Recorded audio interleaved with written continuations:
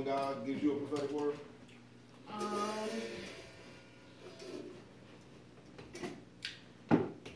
I'm on the same line of yes and no. Okay. Yes, because where my trust and where my faith is at with God. Because I know I hear from Him, but I think I question it, and I question whether or not I should move because, one, I have a fear of being wrong. And I don't want to say something and I damage somebody. Gotcha. I really don't want to damage somebody. And two, because whenever I would move, and a lot of mine deals with me and dancing. Okay. Yeah, I noticed that. And and dancing with others and whatnot, stuff like that. So, I've always because not only can you don't want to hurt people, but you don't want to. With me, it's more or less of I don't want to be not so much necessarily wrong, but I don't want to be mine is more or less out of order. Mine is more or less I don't really like to step on people's toes or come at people. So mine is more or less the presentation of how I get it. Okay. More or less. Okay. You want to answer that over too? About how do you have reservations? Oh, I have a lot. Yes, I do.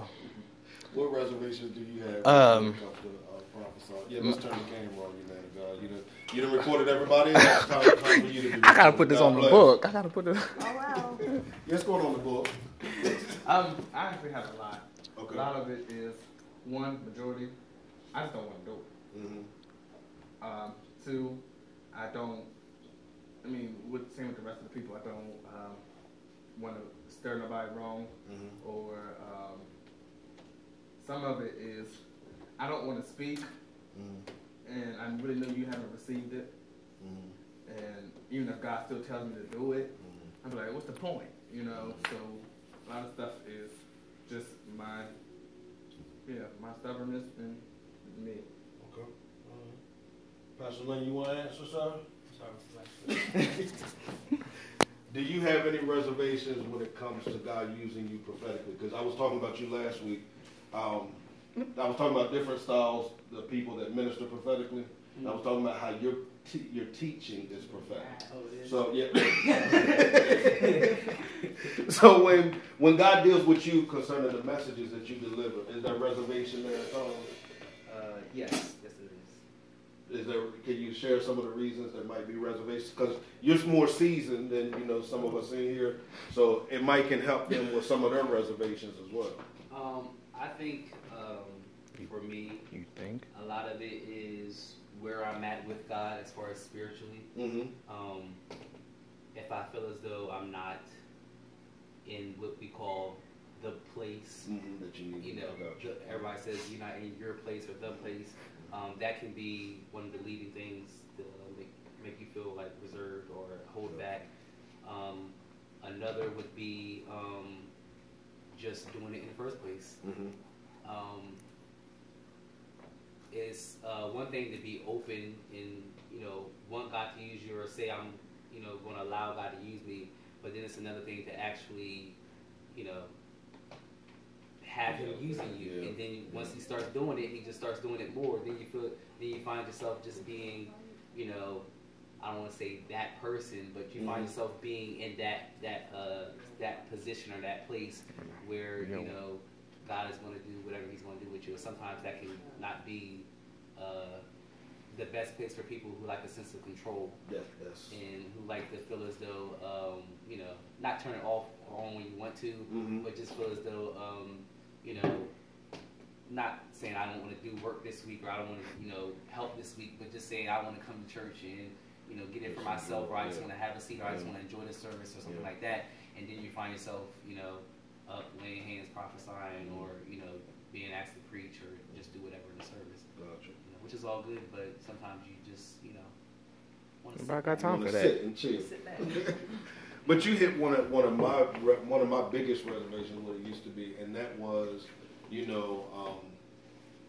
first of all, just wanting to come and not have to worry about that responsibility, and just come and say, you know what, I need this week, because it seems like the times that we need it the most, or we feel we need it the most, is a time where he said, I need you to empty out this week. So that was one of my reservations. But I wanted to see what everybody's reservations was and what everybody's thoughts were concerning, should it be easy to prophesy? I think last week, though, we canceled out the fact of whether it should be easy to prophesy or not, because each and every one of y'all that were in the class stood up and prophesied to each other. I mean, and Candy, you really... And Candy, you went in. You really went in. And even if we got to keep going back to it, got to go back to it. Mir really went in too. And that's why I want everybody to understand, like, really how easy it is when we relax. And I think what it was too, we were in an environment that was a little more comfortable than an environment where it's like, wait a minute. Sometimes when we put people up on a pedestal and they're in our presence, sometimes it gets intimidating as well to prophesy. So that's why I wanted to talk to everybody. Bless you, Apostle. What's up, Isaiah? How you doing? I wanted to talk to everybody before we do it this afternoon, because we're going to have people here. So I'm going to tell you now, people are going to be here. They're going to be watching. Now, sometimes it needs to come. And sometimes, when we hear it multiple times, it starts to gain momentum. Because I guarantee you that when each and every one of y'all stand up, that it's all going to tie together. And some way or another, it's going to tie together. So that's why I want y'all to relax and be comfortable in what God gave you. And don't think, if patience go first, and patience goes... Candy requested to go first too. But I told him I'm going to hear God, whoever go first. I don't know who's going first yet. But if Candy or Patience gets up and she starts prophesying, don't feel like what you have now you need to adjust because of what you heard Patience say. Because I guarantee you, in the end, what God gave each and every one of you is going to tie in together. So I don't want y'all to just sit up and get caught up and say, well, I didn't flow like Patience flow. I didn't flow like Overseer flow. I didn't flow like Isaiah flow. I want you to be comfortable and flowing in the manner that he's called you to flow. Now let's get to the second essential question here. I'm going to answer that this week, and then we're going to be out of your way. Is it wrong to desire to prophesy? Yes. You say yes. Okay.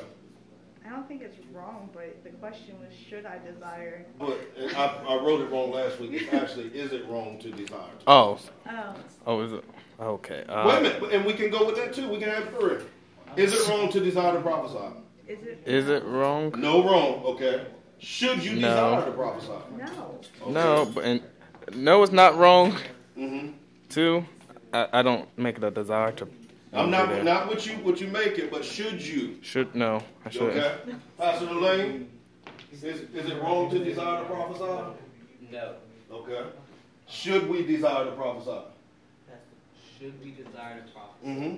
I'm going to answer that question objectively. Mm-hmm. Because I'll give this first.